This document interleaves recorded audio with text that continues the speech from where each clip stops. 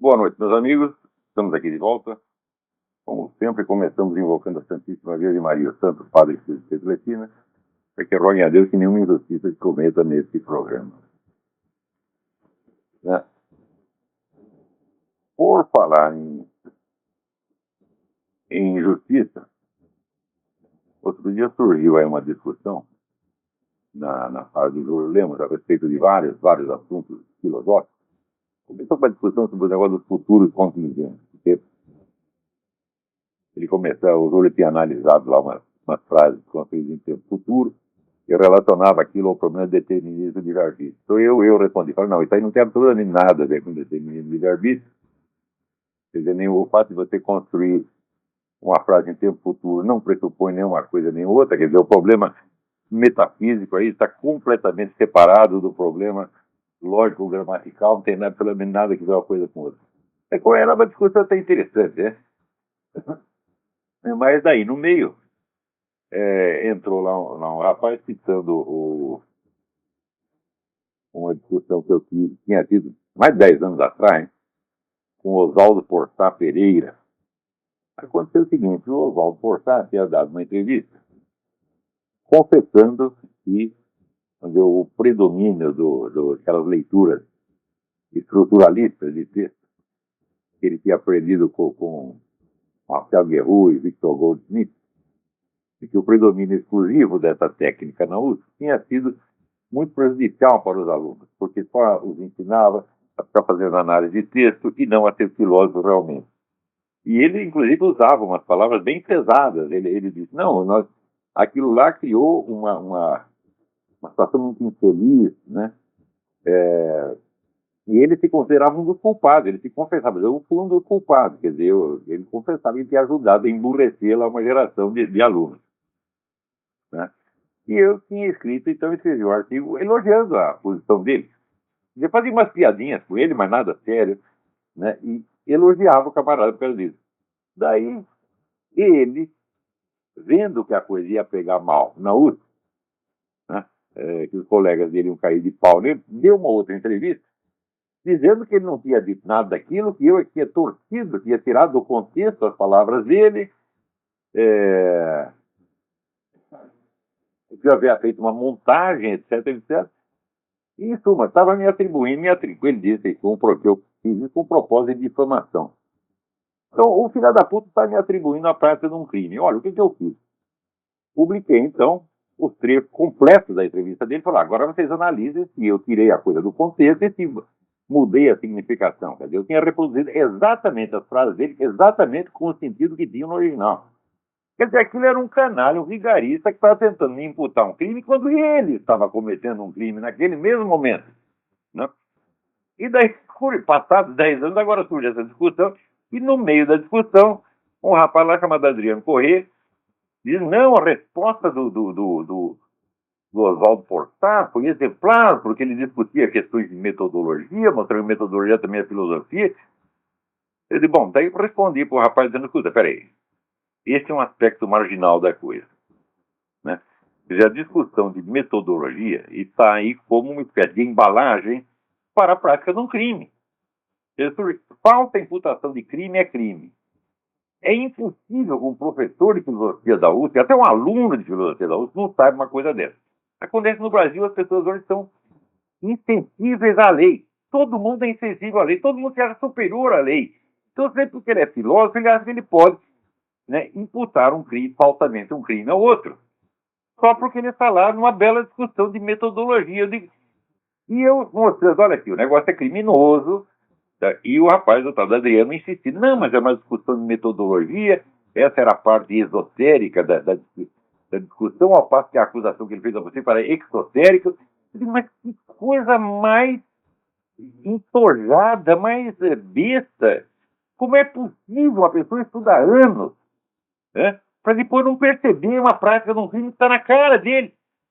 Então, é claro, o Porçá, ele de fato ele quis limpar a sua reputação, limpar a sua barra com os seus colegas da USP, porque ele tinha feito declarações contra eles, só que não tinham chamado a atenção de ninguém. Quando eu publiquei aqui na Bravo, na revista Bravo, que era uma revista de grande sucesso na época, a coisa virou um escândalo. Mas eu reproduzi apenas as palavras dele. Né? Então, daí ele, mais que depressa, se apressou, né, em vez de se desmentir, ele podia ter pedido desculpa, cara, falou, não, eu exagerei, eu falei contra você, não devia. Não, tentou se limpar em mim, dizendo que eu tinha torcido as palavras dele. Eu peguei, reproduzi tudo, falei, ó, vocês viram aqui se houve distorção, não houve distorção nenhuma, e esse camarada, ele é, então, como em geral essa turma da USP, é um vigarista, um farsante, um bom filho da puta, e disse naquela época e diria hoje, eu repito aqui, Oswaldo Porchat Pereira, você me imputou falsamente um crime, tu é um vigarista, tu é um filho da puta, tá certo? E se encontrar você na rua, eu vou cuspir na sua cara. E daí vem esse rapaz com essa admiração pelo Oswaldo Porchat Pereira. Eu digo, meu filho, por um certo refinamento intelectual, não é sinal nem de que o indivíduo está buscando a verdade, nem de que ele mereça respeito, e nem de que ele seja nada.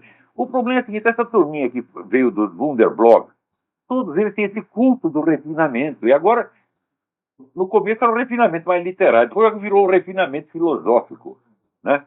Daí o Júlio Lema não fala 3 palavras sem citar 5 autores com fontes gregas, etc, etc, 5 expressões em inglês, mais 4, 5 alemão.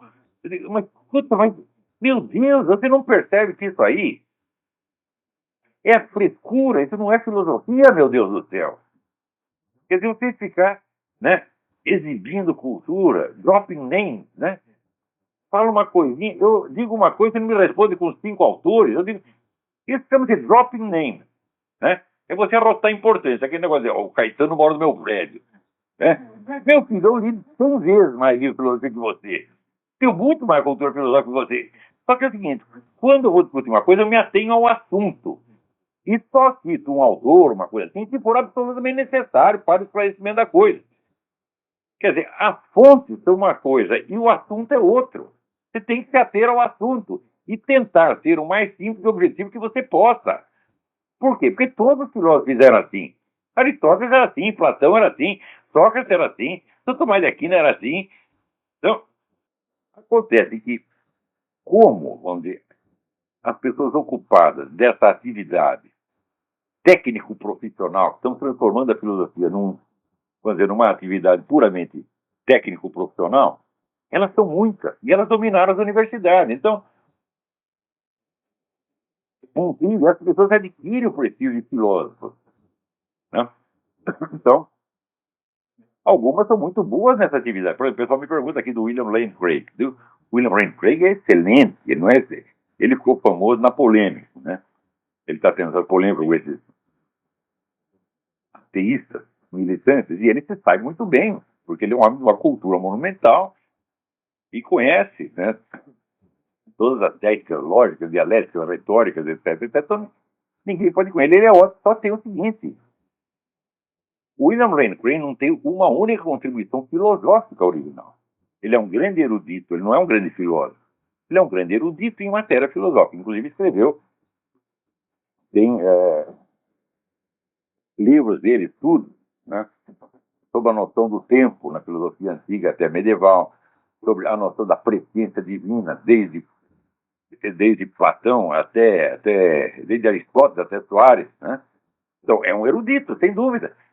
Mas espera aí, mas entre ser um erudito e filosofia e ser um filósofo, a diferença é monstruosa, gente. Porque eu digo o seguinte, o erudito estuda filosofia. Estuda história da filosofia, estuda os autores filosóficos, os textos filosóficos. Um filósofo não estuda filosofia. Pode dizer como Eric Weber, né? Ele diz, não estuda filosofia, estuda a realidade. Quem estuda filosofia são os eruditos, são os professores. Um filósofo tem que adquirir toda a sua cultura filosófica e depois usá-la como instrumento para sondar a realidade. Acontece o seguinte, só tem um pequeno problema. Enquanto você está discutindo filosofia, ou seja, as questões acadêmicas da filosofia, né, você tem aquela segurança, aquele reconforto de você poder se apoiar no consenso dos seus pares. Então, por exemplo, se você interpreta um trecho de Aristóteles de uma certa maneira, você sabe que existem 100 mil, 200 mil, 1 milhão de eruditos estudando aquilo, e você pode citar 400 deles que apoiam a sua interpretação. Então, você está sempre discutindo num ambiente onde existe a força do consenso. Agora, quando você está investigando a realidade, você está investigando uma coisa algum aspecto dela que os outros não estudaram.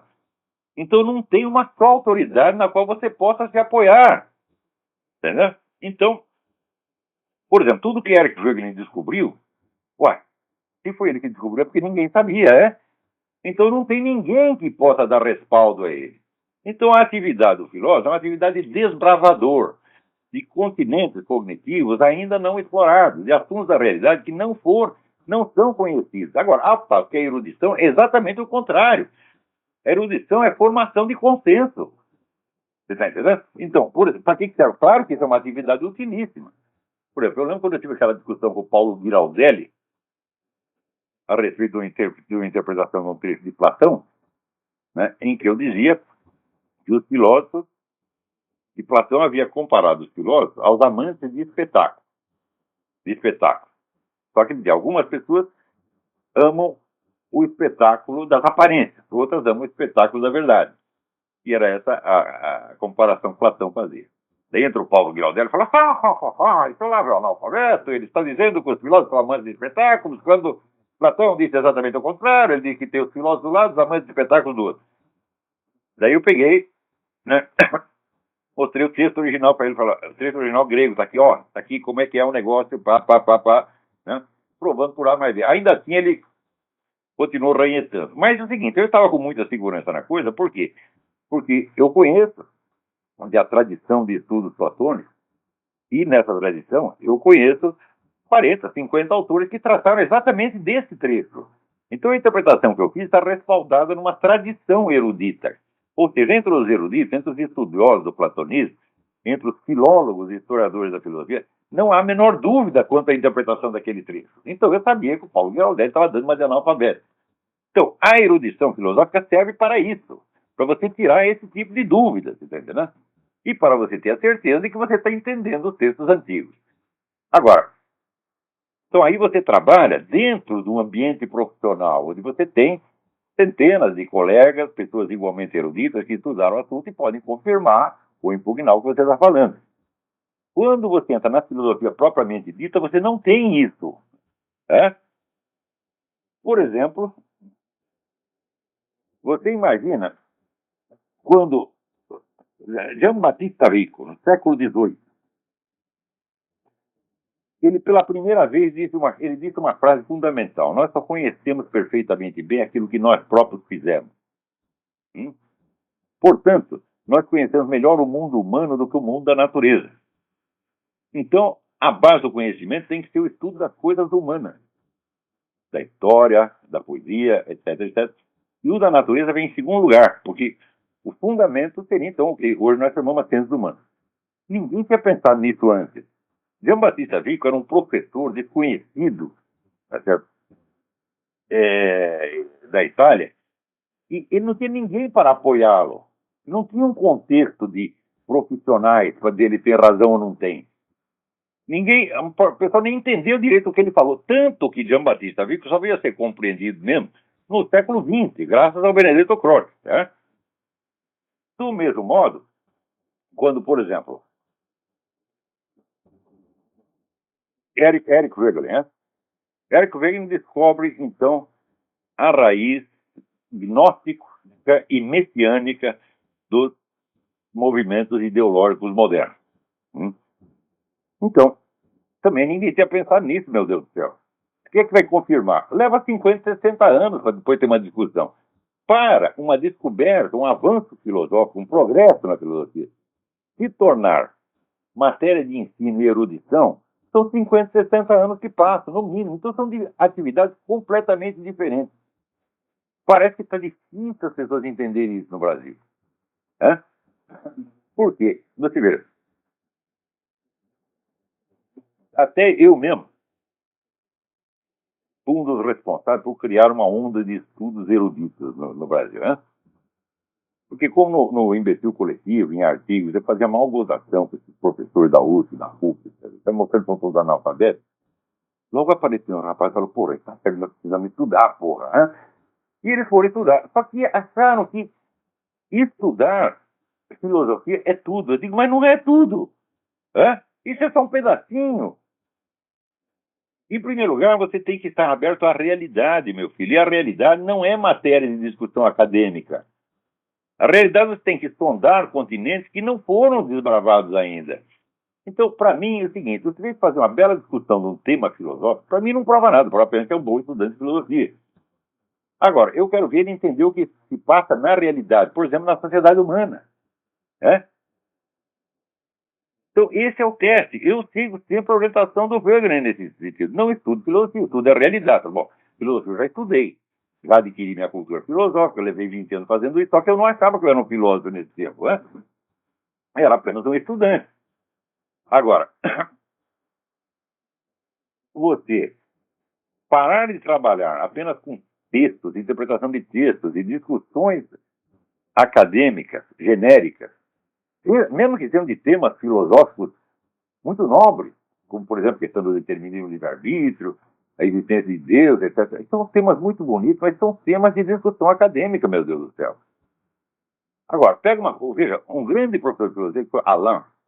Alain também tentava, quer dizer, teve 2 ou 3 gerações de filósofos franceses que foram alunos de Alain, e todos tiravam o chapéu, reconheciam que deviam tudo ao ensinamento daquele professor. E Alain dizia o seguinte: olha, tudo isso que nós estamos estudando, isso é tudo uma besteira se a gente não for capaz de explicar alguma coisa da realidade. Então vamos pegar um caso real, alguma coisa que está acontecendo, e vamos tentar entender. E ele pegou, naquela época, era o começo do século XX, os americanos tinham feito uma campanha para a erradicação da febre amarela em Cuba. E o Alain pegou aquele exemplo, olha, isso aqui é um exemplo de uma ação humana, planejada, bem executada e bem sucedida. É isso que nós vamos estudar. Se a gente conseguir entender isso, nós vamos ter progredido muito mais do que se nós decorarmos as obras de Platão e Aristóteles. E isso está certo, porque estudar Platão e Aristóteles, estudar, adquirir erudição filosófica é a primeira etapa. Né? Mas é só um começo, meu Deus do céu. Depois tem que largar isso e tentar entender alguma coisa da realidade. Por exemplo, essas investigações que eu fiz sobre o Foro de São Paulo são uma aplicação de técnica que eu aprendi no estudo da filosofia, meu Deus do céu. Tem uma apostila minha que chama Questões de Método nas Ciências Sociais. Está lá explicado todos os fundamentos metodológicos do que eu usei para fazer a investigação do Foro de São Paulo e descobrir o que estava acontecendo efetivamente. A dica do Foro de São Paulo e a documentação eu dei todinha ao José Carlos Graça Vargas. Mas a interpretação geral que eu dei, essa é minha, e está fundamentada em preceitos metodológicos que eu desenvolvi, né, e que estão expostos nessa apostila que eu usei lá no curso de Filosofia Política e Teoria do Estado que eu dei no Paraná. Então, falou, ó, se eu tenho a certeza de que eu sei alguma coisa, é porque eu testo os meus conhecimentos na realidade, não em discussões teóricas acadêmicas, meu Deus do céu. Você vai, por exemplo, você pega uma obra inteira de grandes filósofos do século XX, você pega a obra inteira do Eric Wegener, a obra inteira do Bernard Lonergan, a obra inteira do Xavier Zubiri, dificilmente você encontra uma discussão sobre essas questões genéricas da filosofia. Por exemplo, por que eu acho Xavier Zubiri um grande filósofo? Porque ele leu Aristóteles todo, porque ele sabe ler Aristóteles, porque ele faz análise de texto de Aristóteles, e porque ele é capaz de discutir questões acadêmicas? Não. É porque ele descobriu uma coisa fundamental. Eu vou explicar para vocês o que eu descobri. Desde o tempo de Aristóteles, se acreditava que a atividade da inteligência humana se expressa fundamentalmente no juízo. O juízo é uma afirmação. Então, se você pegar qualquer manual de lógica clássica, ele vai dizer para você que a simples apreensão, quer dizer, você ver uma coisa e saber o que é, por exemplo, isso é um livro, aquilo é uma vaca, isso é um poste, né? A simples apreensão não implica afirmação nem negação. É apenas uma percepção, né? Neutra, por assim dizer. E a atividade da inteligência começa na hora que você afirma algo. Por exemplo, isso é Y e não é J, por exemplo. Né? E depois de 2000 anos dessa tradição, entra o Xavier Zubiri e diz: não, a atividade fundamental da inteligência é a simples apreensão. Por quê? Porque o ser humano, quando apreende um objeto que ele vê, sei lá, um porco-espinho, uma árvore, ele não a apreende como os animais, ele a apreende como realidade, ao passo que os animais a apreendem apenas como um estímulo. Então, a capacidade de apreender realidade é o ato essencial e máximo da inteligência humana, e não o juízo. O juízo é secundário. Afirmar alguma coisa a respeito é secundário. O principal é apreender as coisas como reais. Quando eu li isso no Xavier Zubiri, isso vai fazer quase 30 anos, eu quase tive um orgasmo. Por quê? Porque sempre que eu li o livro de lógica, eu tropeçava na noção da simples apreensão e falava, isso não faz sentido, isso não faz sentido, isso que eles estão dizendo não faz sentido. Parece que faz, mas isso é apenas, vamos dizer, um axioma que eles estão botando no começo para poder continuar raciocinando. Não é uma coisa que tenha fundamento em si. Daí eu li no Xavier Zubiri e falou, raio, eu não estava errado, porque havia, enquanto eu estava desconfiando disso, havia já um grande filósofo, onde eu estava indo com a farinha, tinha um filósofo já estava voltando com o bolo. O Xavier Zubiri já tinha percebido aquilo, já tinha descoberto a coisa, já tinha fundamentado, falou, pronto, então quebrou o mau galho. Só que é o seguinte, quantas pessoas estavam habilitadas na época de dizer que o Xavier Zubiri estava certo ou errado? Nenhuma. Ele estava desbravando um negócio que nunca ninguém tinha investigado antes. Agora, você vê, por outro lado, quando chega esse pessoal das discussões acadêmicas, que só tem muito treinamento lógico, né? Que tem uma formação dita científica, o pessoal, quando começa a discutir um negócio, eles empacam em certas dificuldades elementares e levam a vida inteira para vencer aquela dificuldade. Por exemplo, quando eu falo mal da escola analítica, daí logo aparece uma meia dúzia de cristãos para dizer, não, mas agora na escola analítica é de cristãos, são os caras que, né, a escola analítica descobriu que a metafísica é possível, que a discussão da existência de Deus é possível. E, meu filho, uma escola de filosofia que leva 100 anos para descobrir que era possível e necessário aquilo que eles diziam que era impossível e inútil, é porque é um bando de profino. Quer dizer, 100 anos de discussões mais complicadas para concluir uma coisa óbvia que todo mundo já sabia antes. Então, é um avanço técnico que só é necessário para pessoas burras. Porque eu vou dizer o seguinte, existem 3 níveis que você pode aprender alguma coisa. O primeiro nível é intuitivo, quer dizer, você percebe imediatamente. Segundo nível, você vai ter que transformar aquilo num conceito. Dá mais trabalho. Terceiro, não são 3, são 4 níveis. Terceiro nível, você tem que provar aquilo. Bom, provar leva um tempão. Agora, quarto nível, você tem que responder às objeções. E o que no ato intuitivo leva 1 segundo. A formação de um conceito pode levar algumas semanas. A elaboração da prova pode levar alguns anos. E a refutação das objeções pode levar 1 século. Então, o que você tem que fazer? Você tem que seguir a linha onde está o conhecimento e não onde está a prova, meu Deus do céu. A própria necessidade da prova, às vezes, é um sinal de burrice. Quando a pessoa te pede prova de uma coisa óbvia, é sinal de que a mente dela está funcionando apenas analiticamente, sem a capacidade de apreensão intuitiva. Então tem alguma coisa errada na cabeça, no cérebro do cara. Porque você veja, Aristóteles inventou a lógica. Ele sabia que das coisas fundamentais não existe prova, meu Deus do céu. Agora, os caras querem prova de tudo, inclusive dos próprios fundamentos da lógica. Eu digo, bom, então isso não vai terminar tão cedo, meu filho. Vai virar uma atividade de partir cabelo em 4 e o proveito cognitivo vai ser mínimo. Porque só vai servir para depois de 100 anos, vocês provarem para vocês mesmos alguma coisa que todo mundo já sabia antes. Quer dizer, esse aparente refinamento, né, técnico, lógico, isso é uma coisa de gente burra. Né? Então, mas não espanta que é assim, porque você vê, no Brasil, as pessoas mais uma pesquisa, ele tem o Brasil mais admira. O Brasil admira mais Bill Gates do que Jesus Cristo.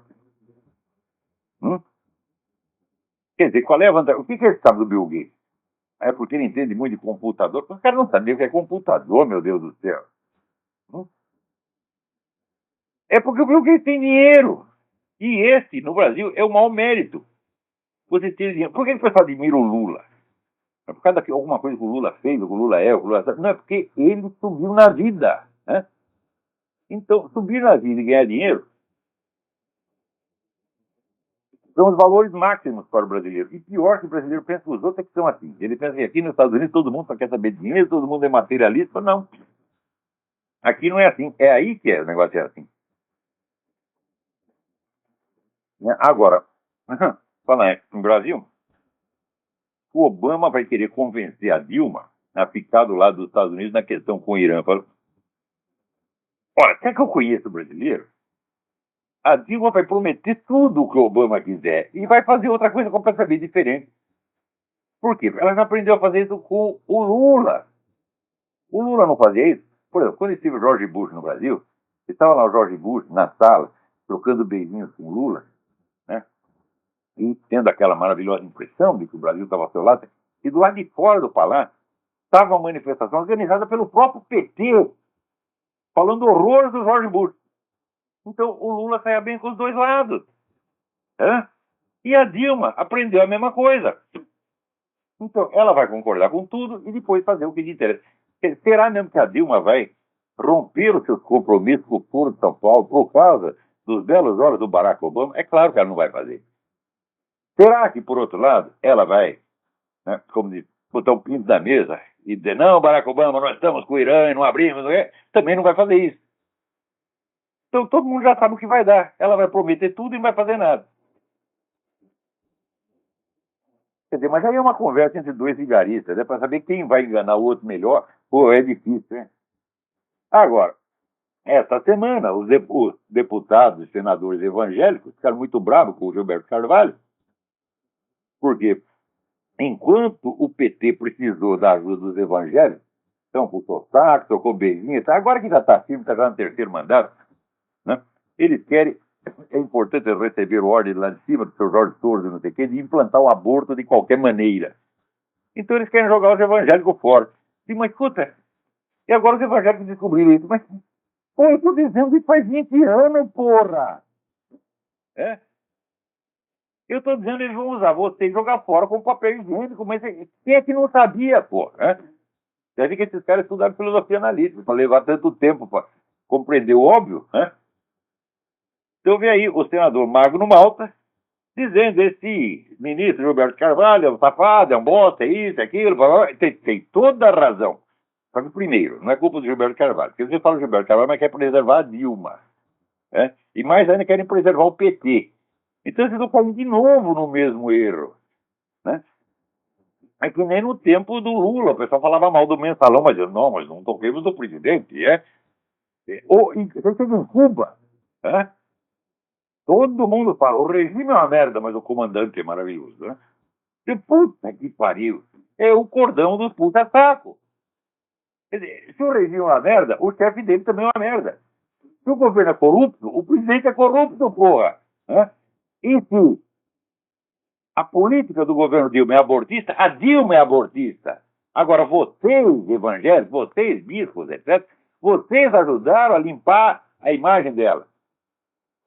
Vocês falaram para o Brasil todo, não, ela não é abortista de maneira alguma, vocês podem confiar, podem votar. Vocês estavam mentindo. A mulher comunista, marxista, ela está cagando por esse negócio cristão, vocês não entenderam ainda, porra. Né? Esse cristianismo dela é tão verdadeiro quanto uma nota de R$ 32, porra. Né?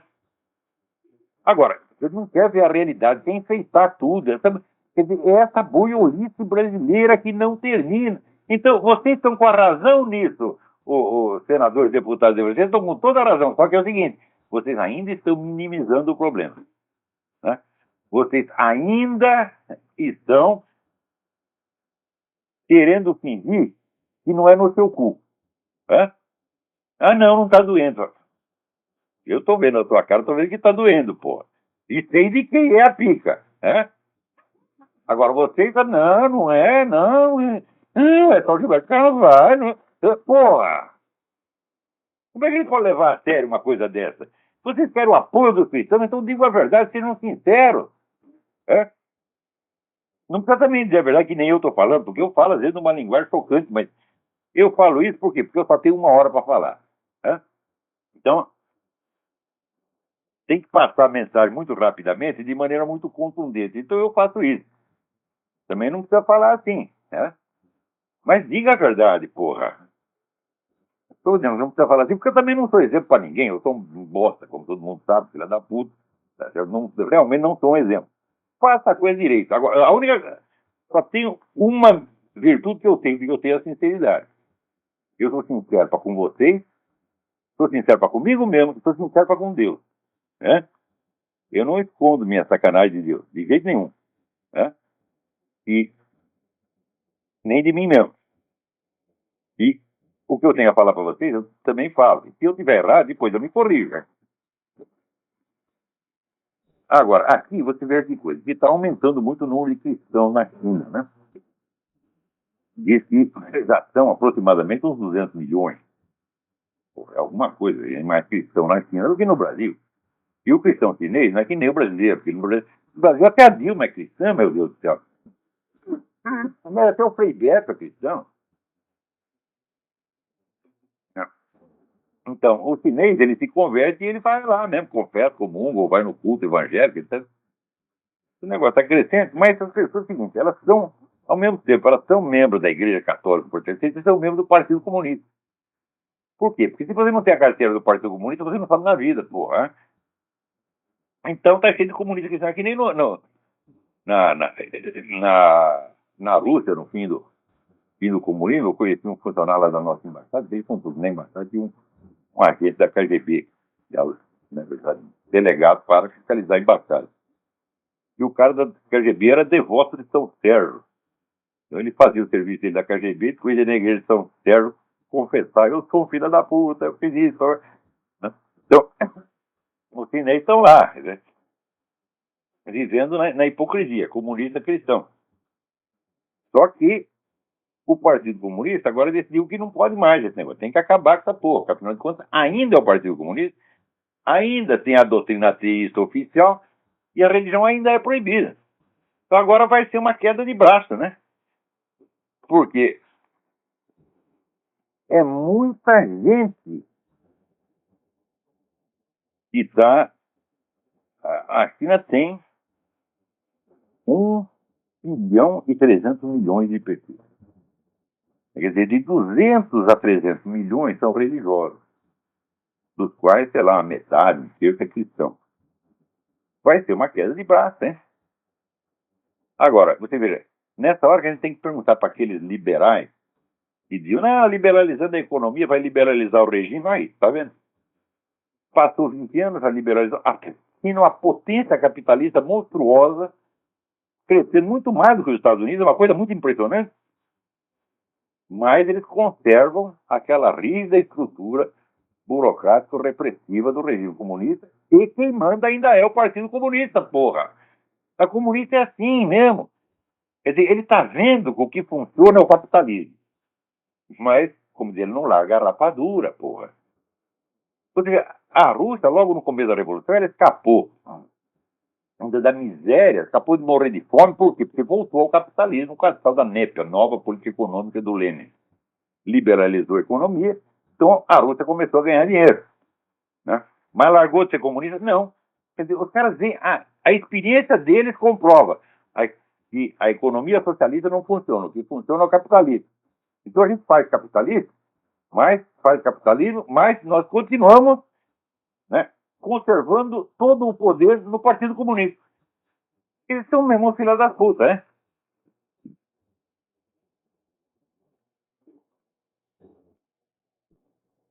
Agora aqui, o Arthur Curitiba me pergunta, muitos marxistas dizem que é muito pobre e redutor associar as ideias marxistas às práticas nos países socialistas e comunistas.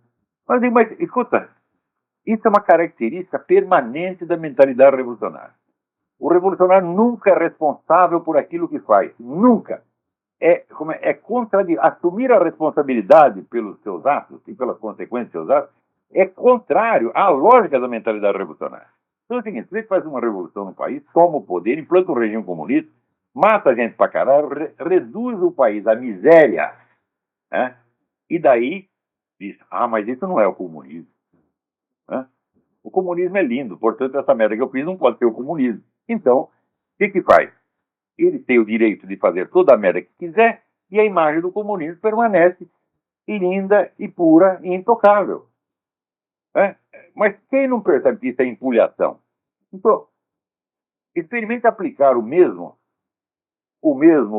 raciocínio, né, ao capitalismo. Você pega um país que deu errado e diz, mas isso não é um país capitalista que deu errado, diz, mas isso não é capitalismo. Porque, por exemplo, você pega os altos níveis de corrupção que tem aí nas grandes firmas hoje em dia, e daí o cara vai dizer, mas isso não é o capitalismo. Eu digo, não, isso é o capitalismo sim. Não existe capitalismo sem o risco da fraude, porra. Tá? Então, você, quando quer uma coisa, quando você quer a causa, você tem que querer a consequência. Agora, você pode lutar para atenuar ou suprimir as consequências. Né? Agora, se você quer o socialismo, meu filho, você quer repressão, você quer genocídio, você quer miséria, você quer sofrimento para todo mundo, é isso que você quer na realidade. Mas quer que a imagem do comunismo continue intacta e sacrossanta. É claro que isso é uma vigarice, porra. Só que essa vigarice não é ocasional, não é que eles estão sendo hipócritas. Não, eu já expliquei que isso é, vamos dizer, que o descompromisso com a consequência de seus atos faz parte estrutural da mentalidade revolucionária. Por quê? O revolucionário age em nome do futuro. Então, em nome do futuro, ele quer reunir uma autoridade, um poder grande no presente. E ele legitima essa autoridade de poder com base numa promessa de futuro. Quando é o futuro? O futuro é sempre futuro, meu filho. É que nem o Brasil, que é o país do futuro e sempre será. Então, o comunismo é o futuro da humanidade e sempre será, porra. Vocês não entenderam ainda? Portanto, o que quer que o comunista faça? Não é o comunismo ainda. Então, você está autorizado a fazer toda a merda do mundo. Por quê? Porque você só tem satisfação para estar perante o tribunal do futuro. Quando se reunirá esse tribunal? No futuro. Então, à medida que eles vão avançando, o futuro vai avançando, você vai empurrando aquilo com a barriga. Esse raciocínio, que é a distorção da percepção de tempo, já expliquei 1000 vezes, isso é elemento inerente à mentalidade revolucionária. São todos assim. Então não é que o indivíduo está sendo infiel à sua ideologia. Não, essa ideologia dele, ela em si mesma é vigarice. Está aqui o Marcelino Cardoso, diz que fiz as aulas, fiz experiência na universidade, assim, os caras são doutores em boiolagem e as alunas em ciências da putaria e todas em ciências da burrice. Eu digo, mas eu estou dizendo que é assim mesmo, esse negócio da educação brasileira é uma coisa indescritível. Mas não é só educação, não. Alguém aqui me manda, eu não... Veja, saiu na página do Yahoo uma reportagem dizendo o seguinte, que agora já virou epidêmico no Brasil a seguinte coisa. Chega um menino imigrante, o cara vem lá do Nordeste, do Amazonas, do Raicopar, todo fodido, chega em São Paulo, no Rio de Janeiro, com a mão apertada atrás, ele já é cooptado para ele ser traveco. Aqui, nós temos uma profissão para você aqui, meu filho, faz um pouco no seu cu, mas e é perfeito. Tá certo? Então toma lá o sutiã, toma lá a calcinha, passa lá uns batons no cara, e você vai para a rua rodar bolsinha, porra. São os meninos de 10, de 12, de 14 anos. Tá certo? E isso já virou endêmico, tá certo? No Brasil. Né? Não é lindo? Mas, se vocês estão ensinando os garotos na escola a fazer isso, por que o garoto que não tem escola também não pode fazer?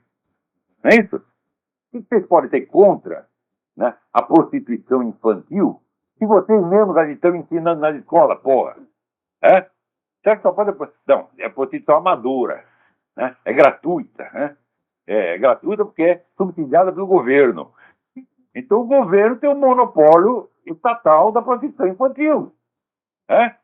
Pode ensinar isso nas escolas, né? Para as crianças darem para os seus professores, e para darem para os assistentes sociais, etc. Mas tem que ligar, por quê? Porque é subsidiado pelo governo. O governo que paga o assistente social, né? Paga a escola, etc, etc. Então, essa aí pode. Agora, se o garoto, né, vai rodar bolsinha na rua, então ele vai preso.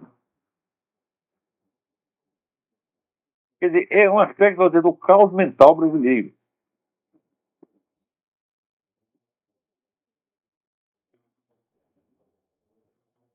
Agora, aqui, o Fernando Pavlov,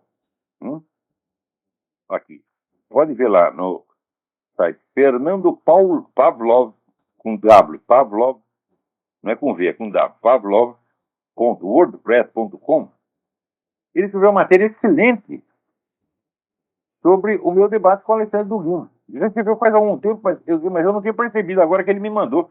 Isso aqui está ótimo. Quer dizer, você percebeu ali que eu provei alguma coisa que o Duguin não provou nada. O Duguin só ficou pulando fora e querendo parecer bonito.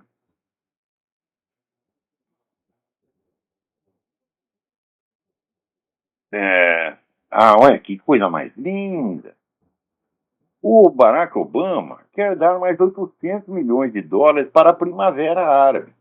Primavera Árabe, você sabe o que é? Consiste em reunir a turma da fraternidade muçulmana, que é o pessoal radical, ligado ao Hamas, etc, etc.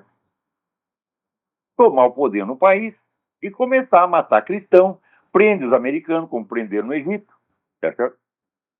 E é isso a Primavera Árabe, e o Obama está dando dinheiro para os filhos das putas. E olha, se você pegar tudo que o Barack Obama fez desde que chegou à presidência aqui, é tudo calculado para poder com os Estados Unidos, mas é uma coisa tão óbvia, tão patente, que é impossível não enxergar. Claro que você fica incrédulo, fala, não é possível que você tenha botado na presidência um completo inimigo do país. Mas fizeram isso, meu Deus do céu. Olha, o Buda, tem uma profecia do Buda, que diz que no fim do tempo vai aparecer muitos crimes que não estão nas leis e que as pessoas não iam perceber. Eu digo, mas está acontecendo.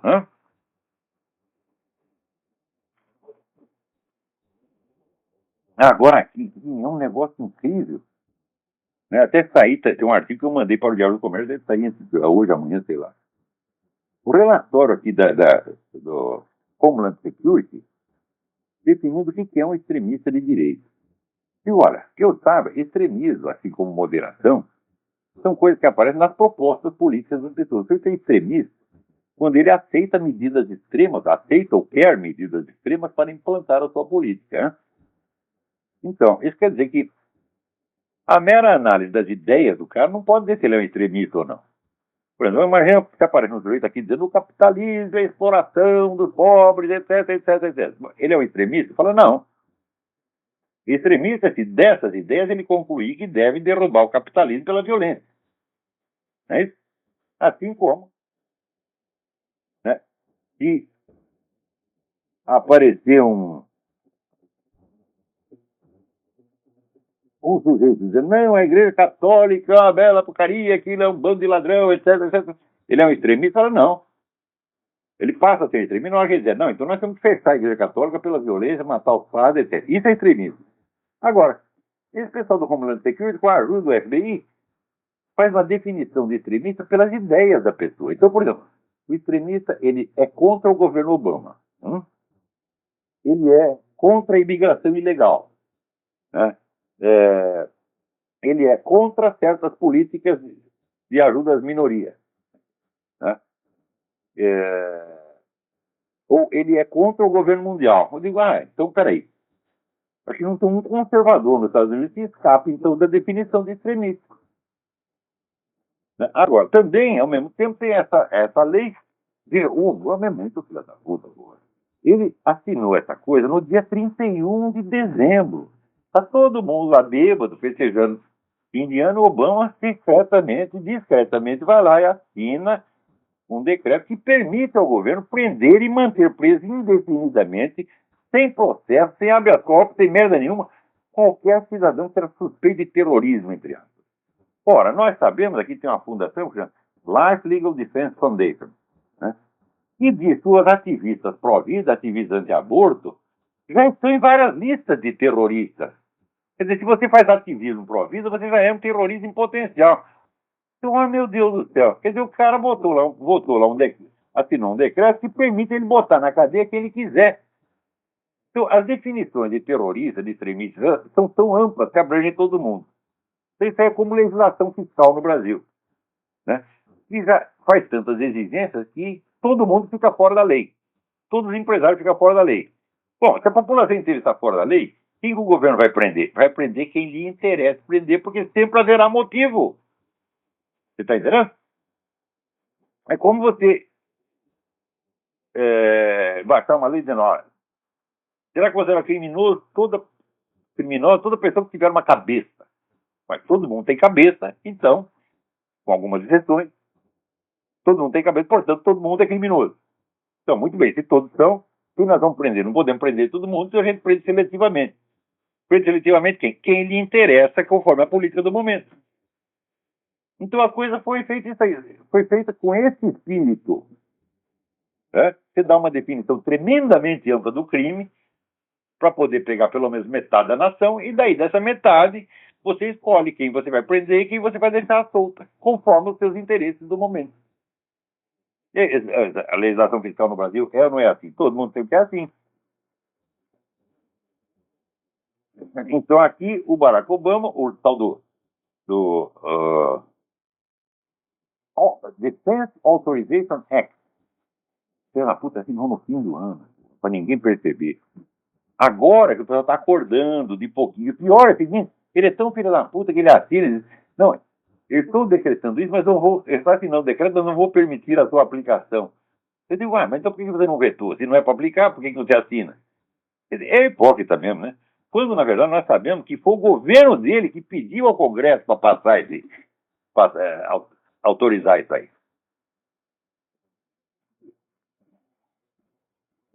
Olha, tanta sacanagem, a coisa não acaba. Agora, aqui, você vê de que a União Europeia, o que é a União Europeia, leia-se governo da Alemanha, quem manda aquilo é a Alemanha, quer tomar ali a Grécia e Portugal. Então, veja que o Führer queria dominar a Europa inteira, né? E tentou por meios militares e se fudeu. Daí apareceu a segunda geração da Alemanha e falou, não é assim, porra. O Führer estava desatualizado, esse negócio de guerra, ele antigamente, agora nós temos que fazer o negócio aqui na contabilidade, no banco, né? Então, a gente ajuntou o dinheiro, leva esses caras à falência, e daí diz que eles não têm capacidade de se auto-administrar a si mesmo, e nós vamos lá, administramos eles e mandamos. Então, quer dizer que a União Europeia está realizando o ideal do Führer. A Alemanha está mandando a Europa, porra. É? Então, é o velho imperialismo germânico com outro nome. E é sério mesmo, estamos dizendo com toda a seriedade. O governo da Grécia, a Grécia e Portugal precisam ceder a sua soberania, temporariamente, é claro, né? Então nós vamos governar a Grécia e Portugal, depois nós devolvemos para a sua população. Devolve o caralho. Nesse sentido, fazer, pega a soberania e devolve a soberania. Soberania que é dada pelos outros não é soberania, porra. Quer dizer, eles estão corroendo mesmo a noção de soberania. Agora, aqui, pela lista do Homeland Security, se você diz que o governo mundial está acabando com a soberania dos países, você já é suspeito de extremismo. Então, olha, o que os caras estão preparando aqui vai ser um negócio pelas foras rangeiras de dentro. Peraí, o nosso tempo está acabando. Agora, veja, o Supremo Tribunal Espanhol condenou essa quinta-feira o juiz Baltazar Garzón a 11 anos de desqualificação profissional, cassado das atividades de juiz, por ter ordenado escutas ilegais. A escuta ilegal foi o crime do Richard Nixon, né? E esse Baltazar Garzón já fazia isso fazia anos, né? Então ele mandou um monte de gente para cadeia e era tido como um herói. No Brasil, todo mundo achava o Baltazar Garzón um cara mais maravilhoso. Eu queria até chamar ele para ele dar uma assessoria como acabar com a corrupção no Brasil. Tá aí, ó. Como é que acaba a corrupção? Fazendo escuta ilegal.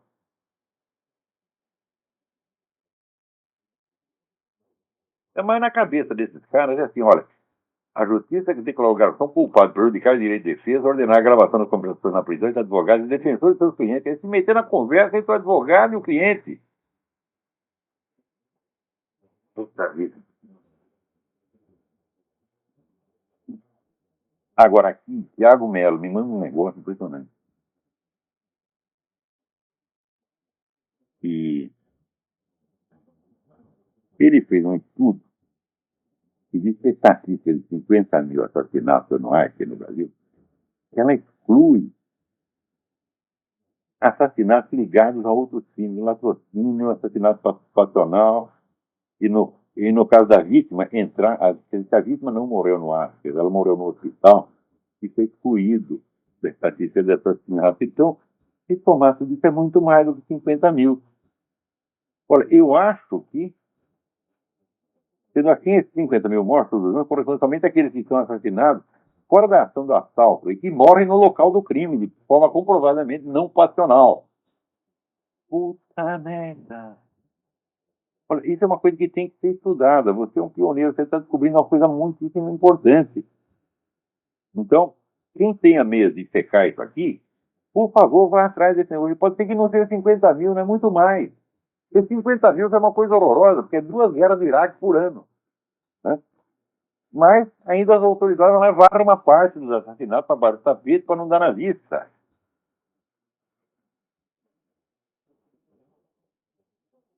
Agora, você vê, aqui nos Estados Unidos, o número de pessoas que dependem do governo, dependem de ajuda do governo, já está em 23% da população. Quer dizer, onde se acha que pode terminar uma economia que tem que sustentar 23% da população? Hum? E como é que eles fazem para sustentar isso? Aumenta o imposto e aumenta a dívida. E a dívida significa o quê? Dinheiro tomado emprestado da onde? Da China. Então a China vai se tornando dona dos Estados Unidos. Para o seu Barack Obama poder distribuir dinheiro e brincar de pai dos pobres. Tá bom? Então, por hoje é só. Até semana que vem. Muito obrigado.